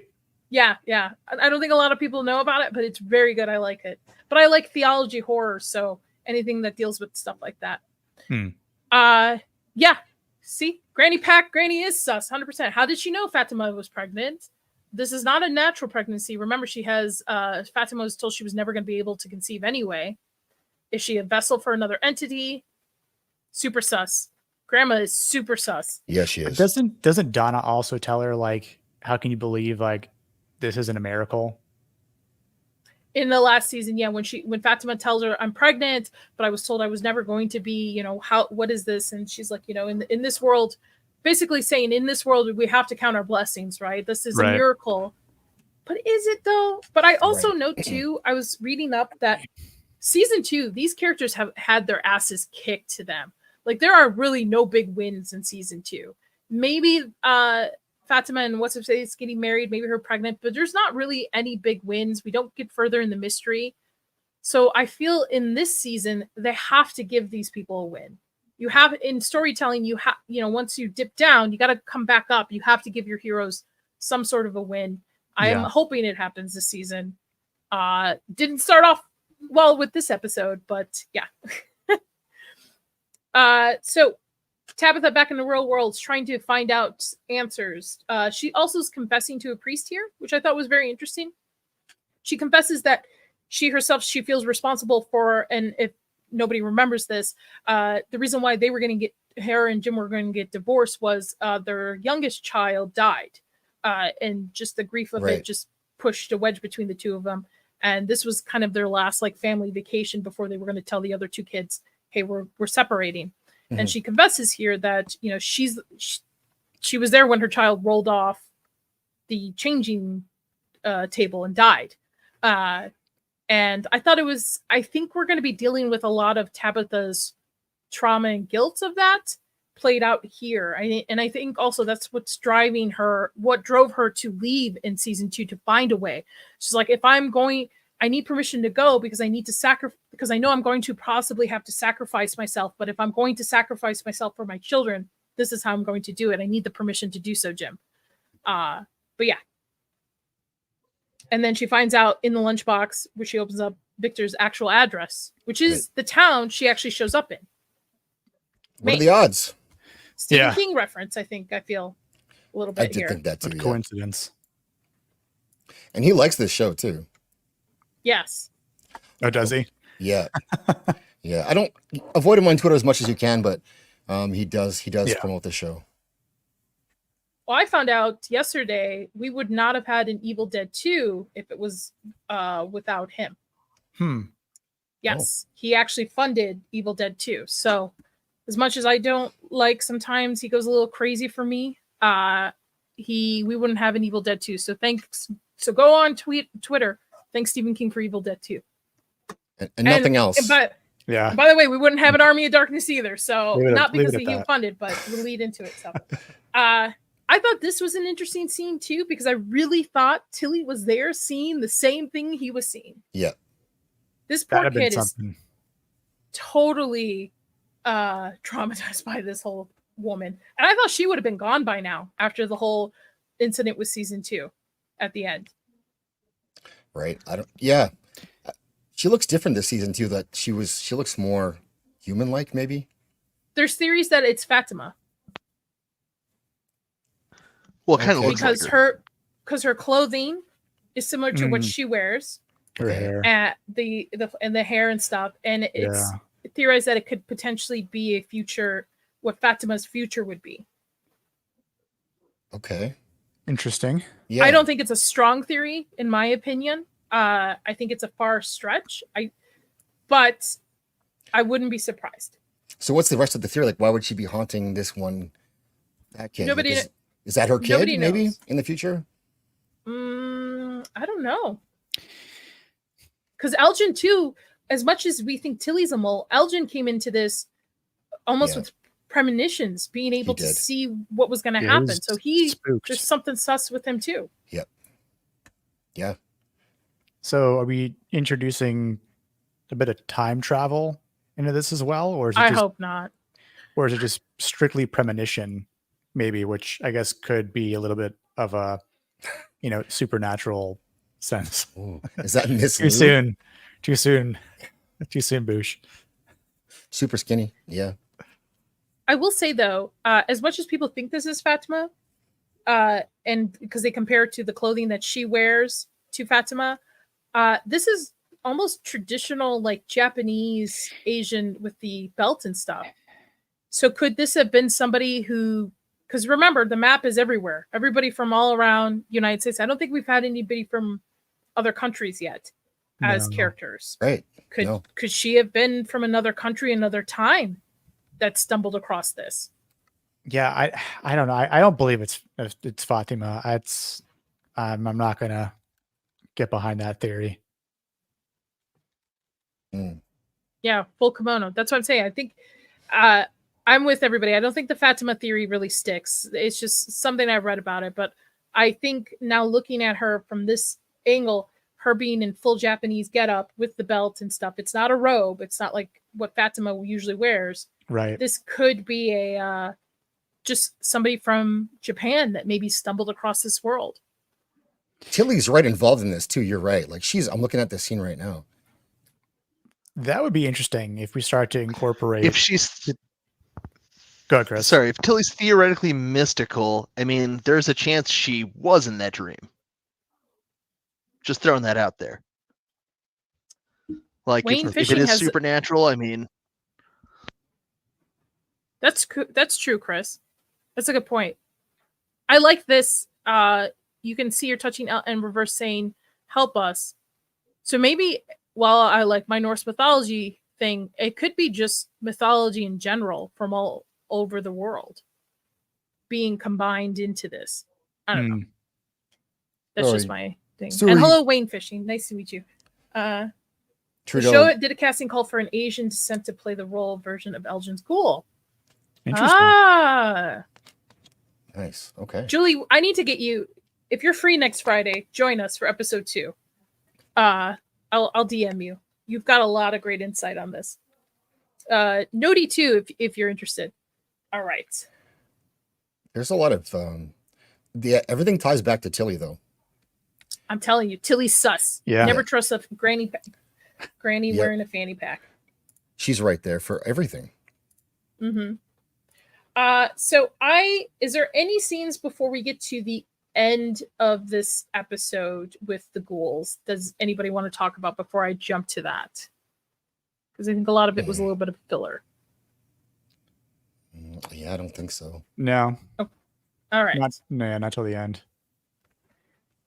So I thought this was going to be just a normal night at the end, but it was very interesting watching these nightmare creatures completely set up, right? They're opening the gates to let these animals out. And mind you, this is just after Boyd's like, hey, we'll figure it out. We'll have to slaughter a couple of cows and stuff, but we'll get through this. And that it's almost like they're listening in on to him too. Because remember, it brings it back that what he said at the end of season 2 is referenced at the end of this. So I think they're all like talking about, I think they are able to listen in on these things. So setting up, and I actually do like the nightmare creatures designs, that they're just like typical people from different I like eras. that a lot. Yeah. Yeah. It adds to the creep factor for sure. That they're just like from the 50s milkman or whatever. It does work. But were they not protecting the animals before this? Because it seems like an obvious thing to have done. They avoided the animals for the most part in a couple of seasons, I believe. I thought they had a talisman for the barn that they locked the animals in. That's what I'm saying. Like, why would you not have done that? Mm-hmm. This is an easy one for the monsters to kill off their food supply overnight. But also, where did the animals come from, too? That was another question. And also the dogs that randomly show up, too. In the woods, yeah. Good point. Unless those were imaginary as well to Boyd, but I don't know. Again, like that's something that I even thought initially that like the spiders were fake. And it was just like something that he was just, imagining, much like in the dream that they're like, get the bugs off me. But they're like, what are you talking about? Like, there's nothing on you, sort of thing. But did they ever resolve that with the cicadas, those bugs? I don't remember. When the music box was destroyed, the sound stopped. Okay. Yeah. I will say this also is the first time in the evening that the nightmare creatures are calculated in their approach of on the town. They're not just ascending on the town, just trying to find whoever. They are planned and calculated, which was a red flag for me right off the bat when they first went after the first poor cow. I was like, this is planned. This is not just your normal night of just hanging out and you're just going after these creatures. Yeah, I mean, it's how would they know if there's a food shortage, right? Or that the ground's poisoned? I mean, if they're listening to what people are saying, yes, that makes sense. Or they're causing it. Or yeah, right. Or they're causing it. Or Tilly's feeding them information. Right. Yeah. Yeah, that's true. Or whoever's pulling the strings, on the outside is just, again, relaying that sort of information. But yeah, definitely a lot of red flags that, again, they wait 20 episodes to show some sort of strategy where they outwit the humans here in this first episode. So big L for them this whole episode, unfortunately, for Boyd. By the way, there's 10 episodes for this season. Thank God. Okay. So I think you had said it earlier, maybe. I think it was you, Nadi, was talking about this, but the show does need some kind of positivity to it. There has to be some light at the end of the tunnel. Somehow they need a win. They just continually lose. And so I would like to see them sort of this season get some more hope.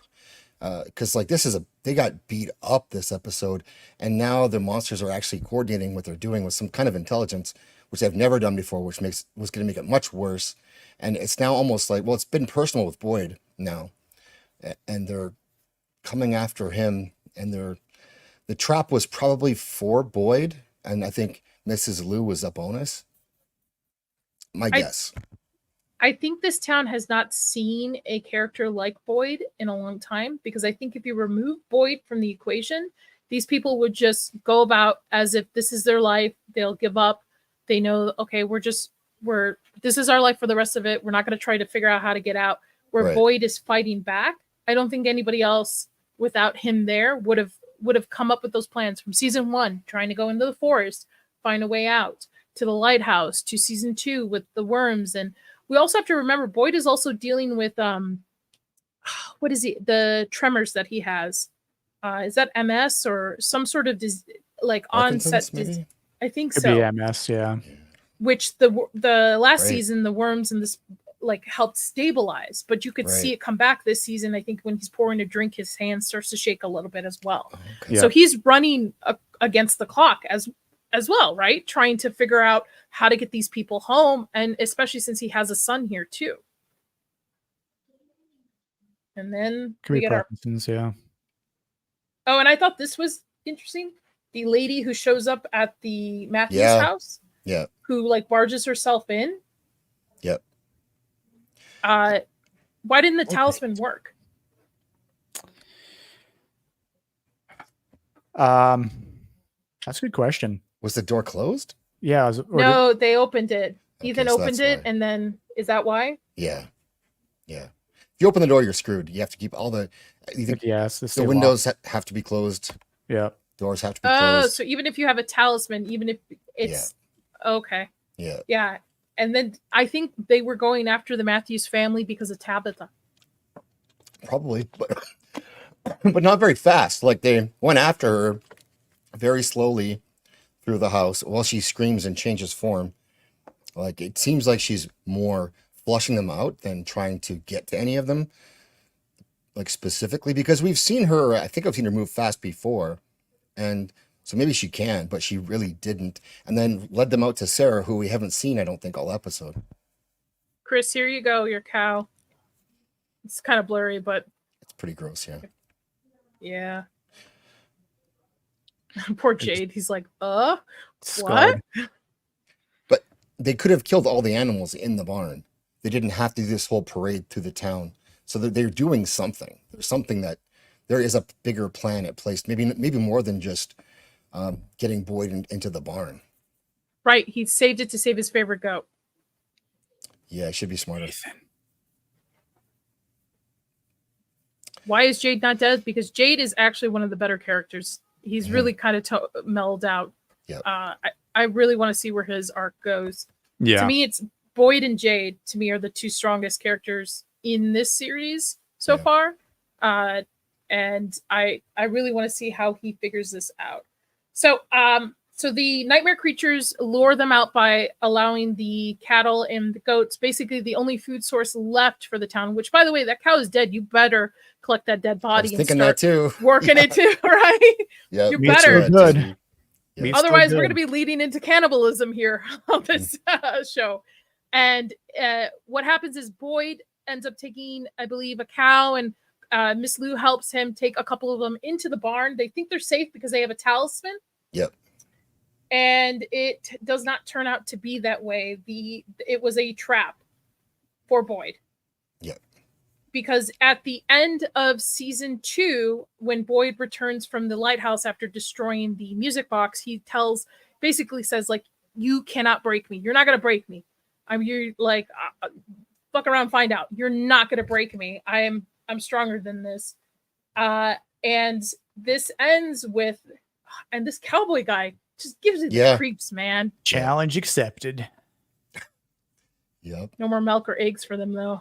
Yeah. But the True. thing is, with these animals, they just pop up randomly, from what my understanding in the last couple seasons. So, I don't know. I almost gathered that a cow will be replaced.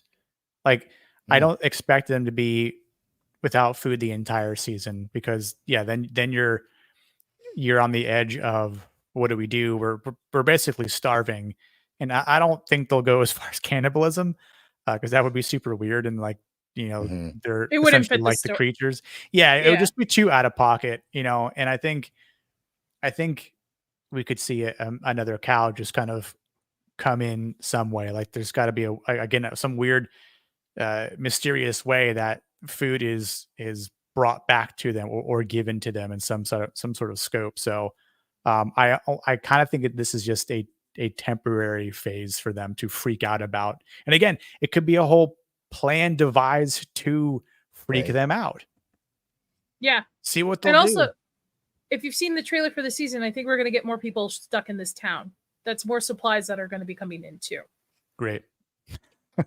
I think that Mrs. Lou's plan probably will work, where they plant food other places so they can replenish food that way over time. I'm kind of wondering though, will they have to make a sacrifice of some kind, like be pushed to do that, to get to fix the earth or whatever it may be? Because it's not beyond them to rather than be cannibals, to be forced to choose one person who has to go and then everyone else can eat, and you can't pick the extras for some reason. And what you could do is get rid of all the extras. Nobody This is will not notice. Yellow Jackets, Zax. Just saying. They won't first be season was missed. good. So this, I didn't get why Boyd didn't just run. And maybe I'm watching it wrong, but he was at the door. Well, because he had Mrs. Lou. He wasn't going to leave her. Well, That's she's- his own conviction. she's about to leave him, so Yes.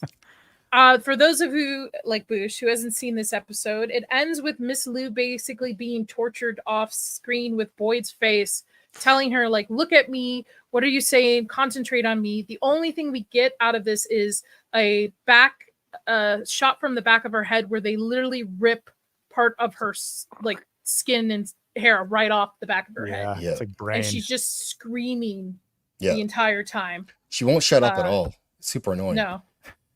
I couldn't really hear what Boyd was saying. I had to read the subtitles. It's like he's saying, like, I know, you're strong, right? Like, God, Elizabeth May, you gotta tone it down a little bit. Maybe redo that part. Yeah.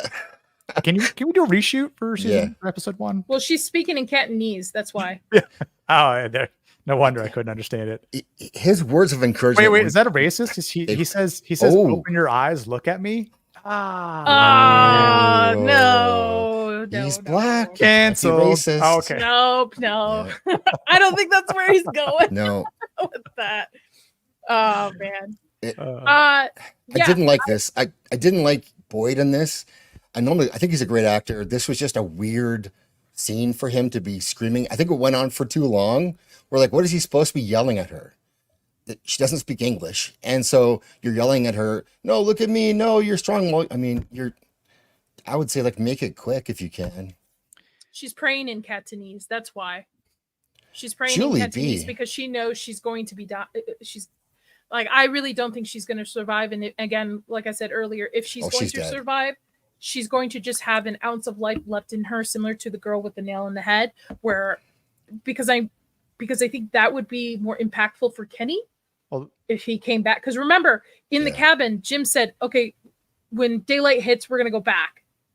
So this poor kid just said goodbye to his mom. I'll be right back. And then comes back. And if she stumbles across her being just an ounce alive, that's going to be hard. But I think the reason why he's screaming at her is just, I mean, what would you do in that situation? You're tied. You can't go anywhere. You're being forced to watch this poor woman being basically eaten alive or torn apart. The only thing you can do to help her is just distract her in the best possibility. Because wouldn't you rather her keep her eyes on you the whole time as she goes, or the creatures that are effectively killing her? Yeah, I think I agree with Julie B. Like, think about when Father Kotri died. His final breaths were saying the Lord's Prayer, right?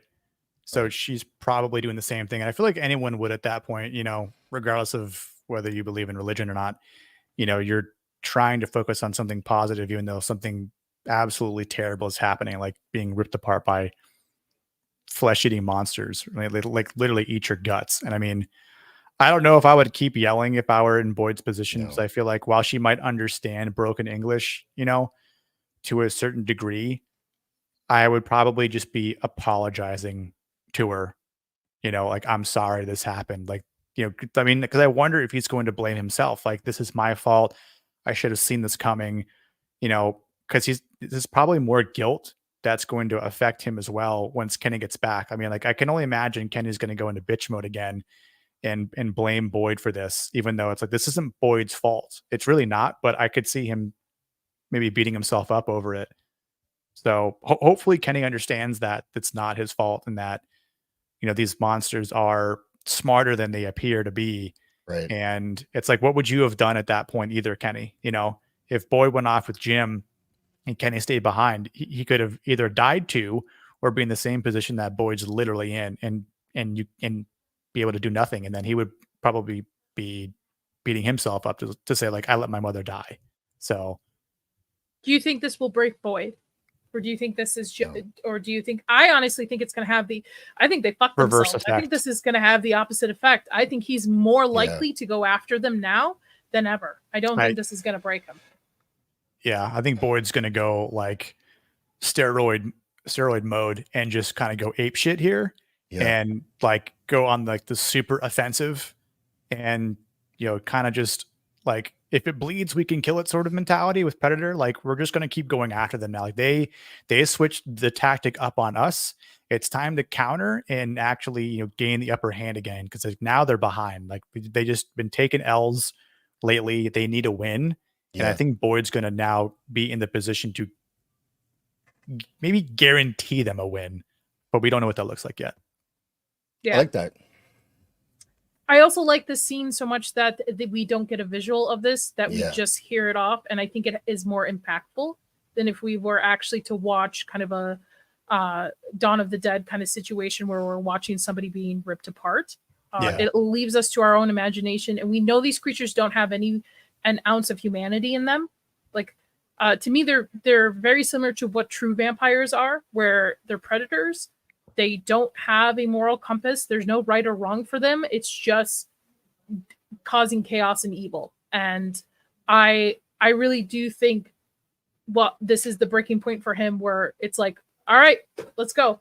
Like, food's almost gone. These people are going to start to starve. My daughter-in-law is pregnant. She's about to give birth. Like, these monsters are more clever than we expected. Fuck around, find out, guys. Let's go. So. Let's see. Julie says, this is a compromise Boyd's judgment for a while. Make him do something reckless.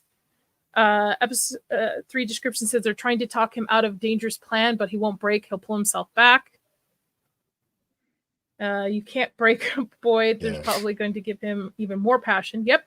Pain is not over. That's why I don't think they'll kill him off entirely for this entire series. They can't. They're going to make him go through the worst of the worst, but I really think it's going to be Victor sacrificing himself in the end if we're looking at the major characters. I really don't think they could do that to Boyd. Oh, yeah, they don't sparkle at all. Yeah, they could kill him at the end, I guess, but they need him for the show, or else no one's going to watch. Like, it's something like he would make it until the very, very end of the entire series, but like, he just got slashed in his arm as well. Like, so not only is he recovering from a recent gun wound, but now he's got like 5 claw marks or holes in his left shoulder now. I mean, the guy's literally being beaten up physically and like emotionally and, you know, spiritually. Like, he is being torn to shreds on every single spectrum of his being. So, I mean, I don't know how he doesn't allow himself to snap, but if he can figure out a way, again, because he's a Marine, you know, he's been broken down before through his training.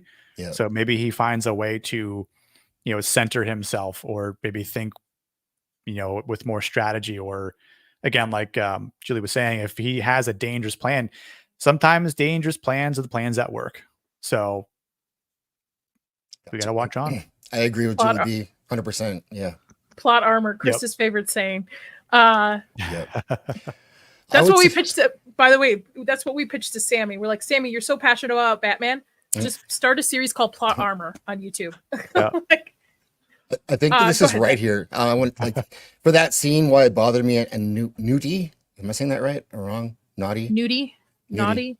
Yeah, I think that they did this. They shot that for 2 hours straight with him on that pole, and that's Crazy. why the performance seems so odd. I think, and it doesn't seem there's no urgency to it. He's just yelling, "No, wait, don't look at me!" And it's just, and he's a great actor. I've liked him in everything he's ever done. So it's not his fault. I think if you're doing that for 2 hours, they probably didn't pick the best stuff for that. And the change I would have made. I'm not a filmmaker at all, but I would have liked to have seen it from her point of view instead of us seeing just a camera on Boyd, see it through her Okay. eyes, what's happening, and then you can hear her praying in Cantonese better too, under her breath, and maybe not screaming as much. And because what they want is they want you to scream, they want Boyd to scream, and I would think what I would have done was have her encourage Boyd not to, you know, don't give them what they want, which is for you to do what you're doing right now. And as much as it sucks being torn to bits, she's a very strong person, like Boyd had said. And so I would try to have shown us that she was not giving in to that. And also, we don't know if she's dead, too. True, I know that's true. the majority of us probably think she is dead, but she still could be alive and just very disfigured. They could have just left her like that for her son to find. Because what would be more impactful? Boyd watching her die, or Yeah. Boyd having to show Kenny what happened, or tell Kenny what happened? That's way and worse. breaking her. I Yeah. think that's way worse.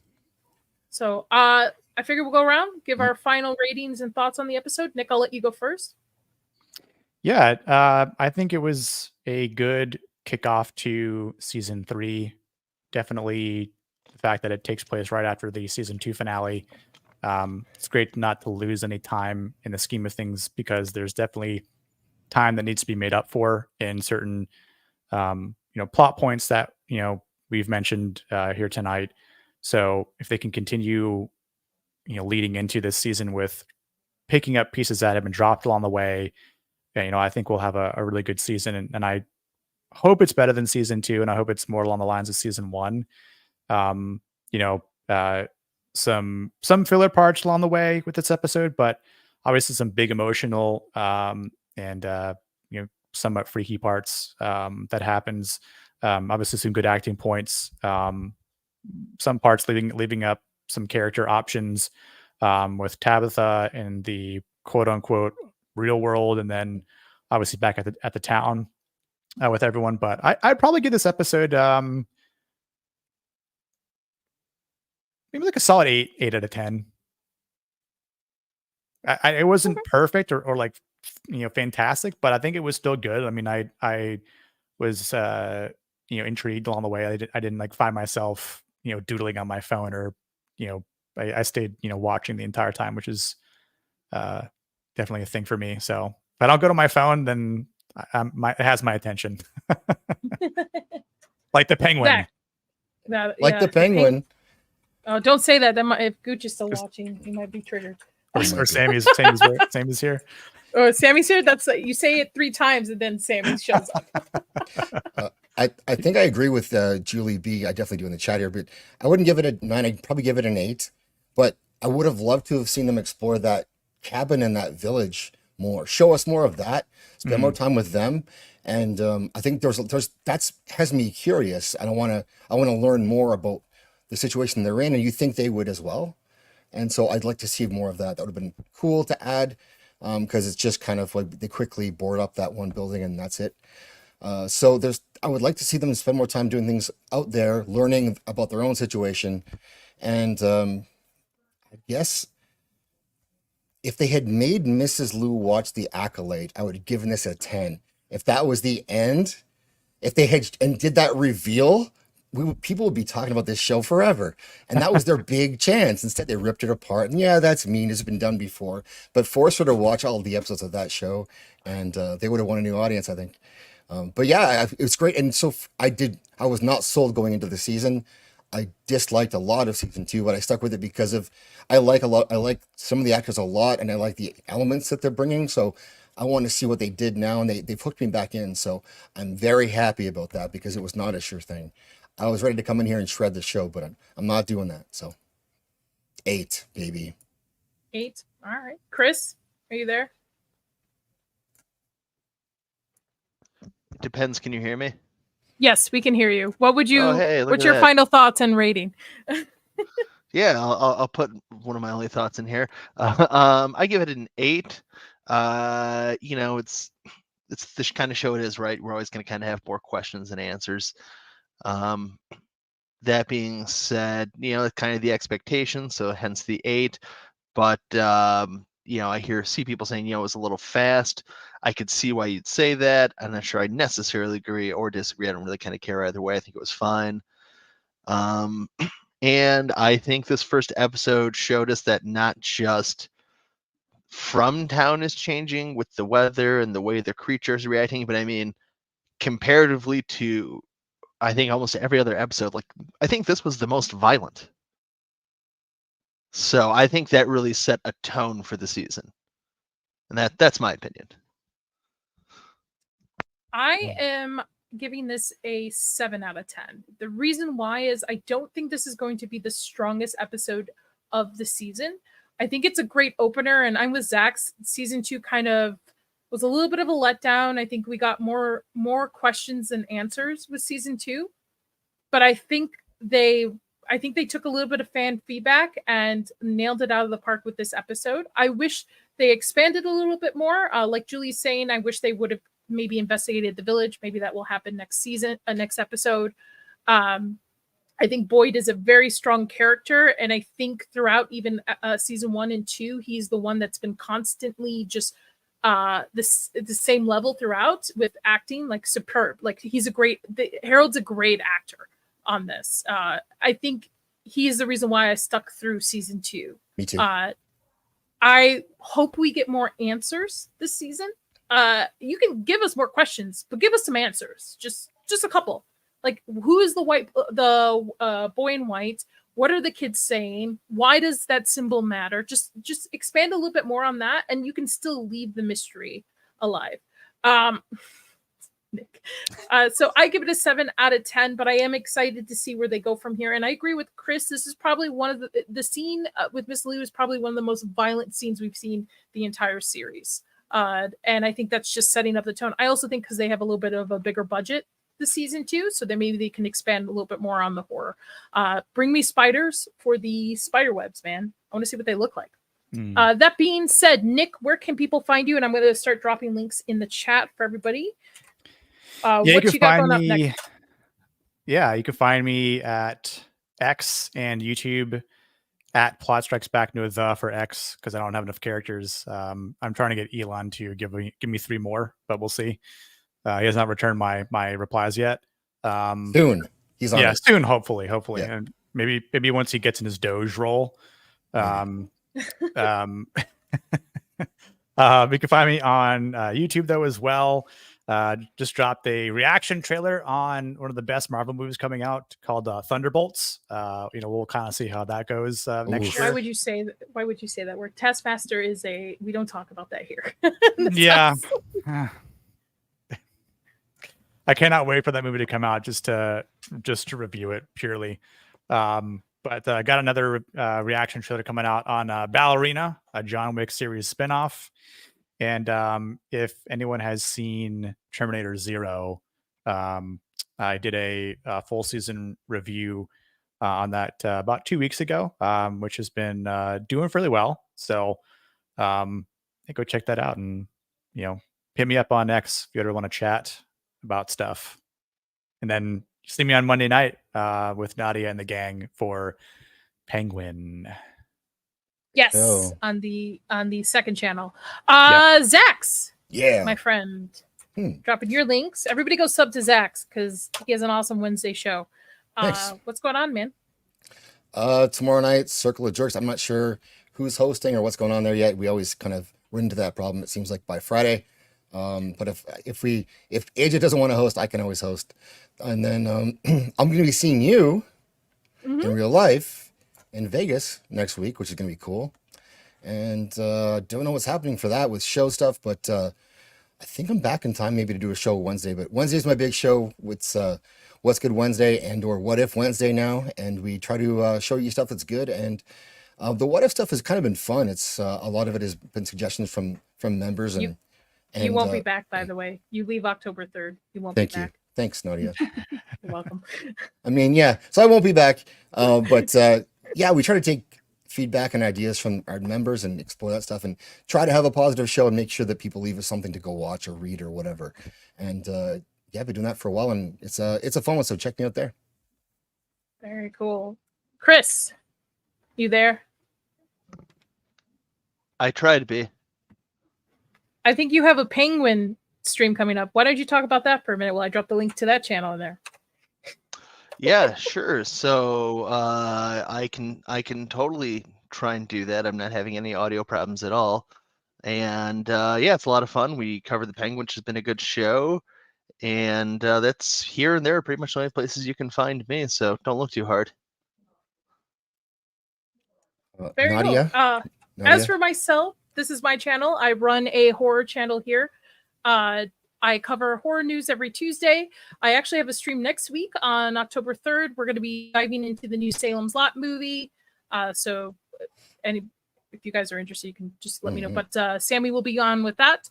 One thing I do want to point out is I am right now competing for the Face of Horror. Nice. Yes, Boosh, horror. I am now in the possession round. I'm in first place. If you have Facebook, which I will drop the link in the comments below, it is free to vote. You can vote once free every 24 hours. You can read a little bit into why I'm doing this, but please do so if you find it in your hearts to vote for me. There's still 6 more rounds to go through, I found out. So that being said, subscribe to this channel. Make sure you hit the notification button to catch all future streams. We will be breaking from each week here on Inside All Day, which is my second channel. We'll be doing the Penguin. And I've got a lot of fun Halloween videos coming out. So on that note, I hope everyone has a great weekend. And we'll catch you back here on Friday for a little bit more From. Have a good one, guys. Good night. Cheers, everyone. Bye. Peace.